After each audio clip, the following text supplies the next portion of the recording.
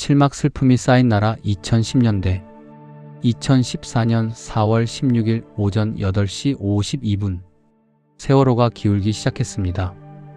배 안에는 주로 제주도 수학여행을 가던 안산단원고 2학년 학생들이 있었습니다.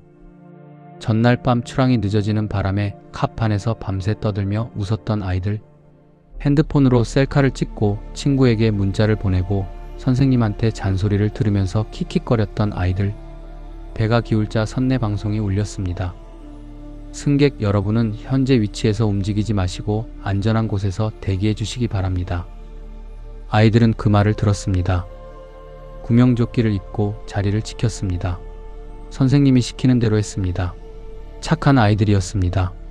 말을 잘 듣는 아이들이었습니다. 그런데 구조는 오지 않았습니다. 배는 계속 기울었고 어느 순간 아이들이 직접 핸드폰으로 부모님에게 문자를 보내기 시작했습니다. 엄마, 나 지금 배 안에 있어. 물이 들어오고 있어. 아빠, 나 여기 있어. 배가 가라앉고 있어. 엄마 사랑해. 그 문자들이 나중에 공개되었습니다. 그 문자를 처음 읽었을 때 대한민국이 울었습니다. 304명이 돌아오지 않았습니다. 그중 250명이 단원고 학생들이었습니다. 팽목항. 배가 가라앉고 난 후에도 부모들은 팽목항을 떠나지 못했습니다. 혹시 내 아이가 살아서 올라올까봐 바다 위를 눈이 빠지게 바라보며 차가운 4월 바다를 향해 아이의 이름을 불렀습니다. 그 이름들이 바람에 흩어지지 않도록 전국에서 온 낯선 사람들이 함께 팽목항에 앉아 있었습니다. 아무 말도 없이 그냥 곁에 노란 리본이 방파제를 가득 채웠습니다.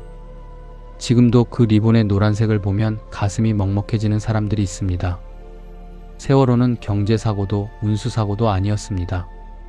아이들이 구조를 기다리는 동안 어른들이 무엇을 하고 있었는지에 대한 이야기입니다. 그 책임이 어디에 있는지에 대한 이야기는 아직도 완전히 끝나지 않았습니다. 2015년 5월 메르스 중동호흡기증후군가 퍼졌습니다. 지금 우리는 코로나를 겪어서 안다는 느낌이 있지만 당시 메르스는 처음 겪어보는 낯선 바이러스였습니다. 학교가 문을 닫고 사람들이 병원을 피하고 거리가 한산해졌습니다. 38명이 사망했습니다. 그런데 이때도 이 나라 사람들은 뭔가를 했습니다. 격리당한 사람들에게 음식을 배달하는 자원봉사가 생겼습니다. 혼자 자가 격리를 하는 사람에게 이웃이 도시락을 문 앞에 갖다 놓았습니다. 그 DNA 아직 있었습니다. 2016년 10월 말 충격적인 뉴스가 나왔습니다. 내용 자체보다 이 나라 사람들이 가장 분노한 건 다른 것이었습니다. 믿었던 어른이 그럴 줄 몰랐다는 배신감. 첫 집회에 몇만 명이 모였습니다. 다음 주에 더 많이 모였습니다. 그 다음 주에 더. 11월 12일에는 100만 명이 넘었습니다. 해가 바뀌어도 촛불은 꺼지지 않았습니다. 주최 측 집계로 누적 1700만 명이 이 광장에 섰습니다. 그런데 이 집회의 특별한 점은 그것이 폭력 없이 이루어졌다는 겁니다. 노래를 불렀습니다. 유모차를 끌고 나온 젊은 부모가 있었습니다. 지팡이를 짚은 어르신이 있었습니다. 교복을 입은 중학생도 있었습니다. 세대를 초월한 광장이었습니다. 2017년 3월 10일 헌법재판소가 탄핵을 인용했습니다. 재판관 8명 전원 일치. 대통령이 파면되었습니다. 시민이 권력을 바꾼 겁니다. 총 없이 군대 없이 촛불 하나로. 그날 광화문에서 촛불을 끄고 집으로 돌아가는 사람들의 표정이 기억에 남습니다. 승리의 함성이 아니었습니다. 조용했습니다. 그냥 각자 집으로 돌아갔습니다. 마치 당연히 해야 할 일을 했다는 듯이 그 조용함이 오히려 더 강렬했습니다. 2018년 방탄소년단이 빌보드 앨범 차트 1위를 했습니다.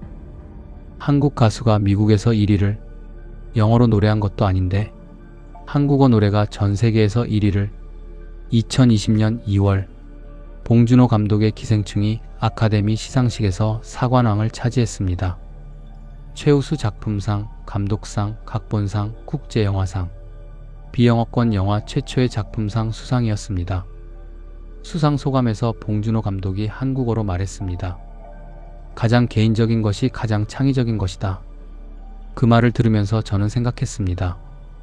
이 나라가 살아온 이야기 가난, 전쟁, 민주화, 압축, 성장, 공동체와 개인 사이의 갈등, 이 모든 것이 창의성의 원천이 되었구나. 상처가 이야기가 되고 이야기가 예술이 되고 예술이 세계를 건드린 거구나. 팔막 혼자가 된 나라 2020년대 2020년 봄 대한민국에서 코로나19 확진자가 늘기 시작했습니다. 마스크를 쓰기 시작했습니다. 사회적 거리두기, 5인 이상 집합 금지, 식당에서 2명 이상 앉지 마세요. 노래방은 영업 금지, 헬스장은 문 닫으세요. 결혼식은 50명까지만. 3년이었습니다. 그 3년 동안 우리는 서로에게서 멀어지는 법을 배웠습니다.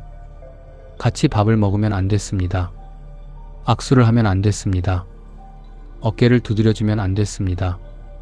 마스크를 쓴 얼굴로 2년을 넘게 지냈습니다. 아이들이 학교에 가지 못했습니다. 화면 속에서 선생님을 만나고 화면 속에서 친구를 만났습니다. 지금 20대 초반 청년들 중에는 고등학교를 제대로 다니지 못한 세대가 있습니다. 마스크를 쓴 채로 졸업식을 한 세대가 있습니다.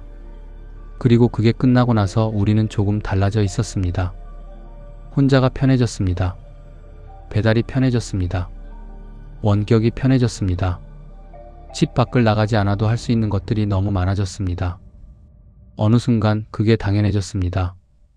2022년 10월 29일 밤 헬로윈이었습니다. 코로나 제한이 풀린 첫 번째 큰 축제, 이태원 골목으로 사람들이 모여들었습니다. 오랫동안 참았던 청년들이 웃으러 나왔습니다.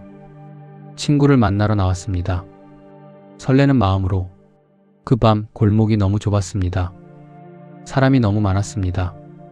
어느 순간 군중이 압착되었습니다. 159명이 세상을 떠났습니다. 그날 이태원에서 죽은 사람들의 평균 나이는 26.4세였습니다. 축제를 즐기러 나간 26살, 25살, 23, 그 아이들이 그날 밤 집에 돌아오지 않았습니다.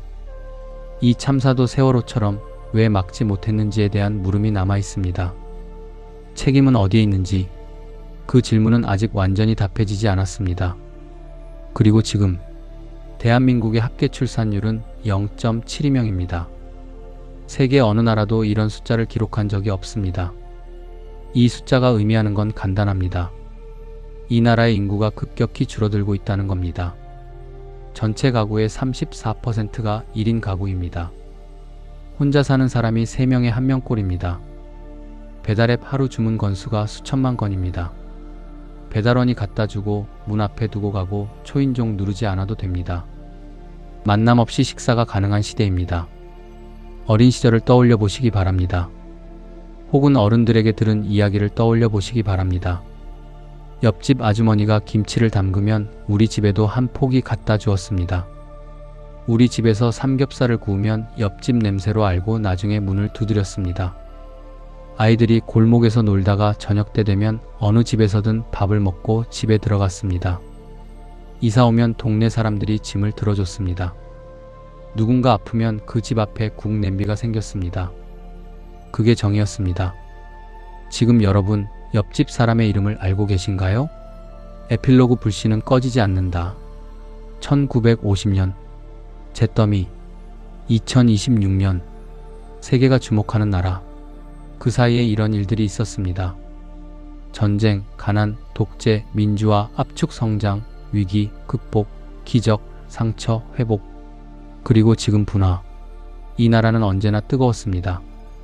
잿더미 위에서 국수를 나눠 먹을 때도 뜨거웠고, 새벽 4시 공장버스 안에서도 뜨거웠고, 군사독재의 총구 앞에서도 뜨거웠고, IMF 한파의 금반지를 내밀면서도 뜨거웠고, 2002년 붉은 물결 속에서도 뜨거웠고, 세월호 팽목항에서 서로의 곁을 지켜줄 때도 뜨거웠고, 촛불 하나로 광장을 가득 채울 때도 뜨거웠습니다.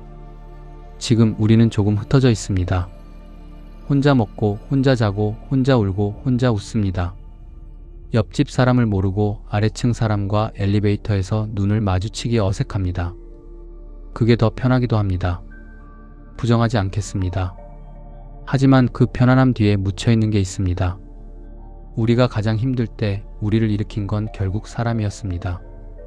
잿더미에서 국수 한 그릇을 나눠준 이웃, 갱도 막장에서 서로 손을 잡아준 동료, IMF 한파에 금반지를 내밀던 할머니, 팽목항에서 말 한마디 없이 곁에 있어준 낯선 사람.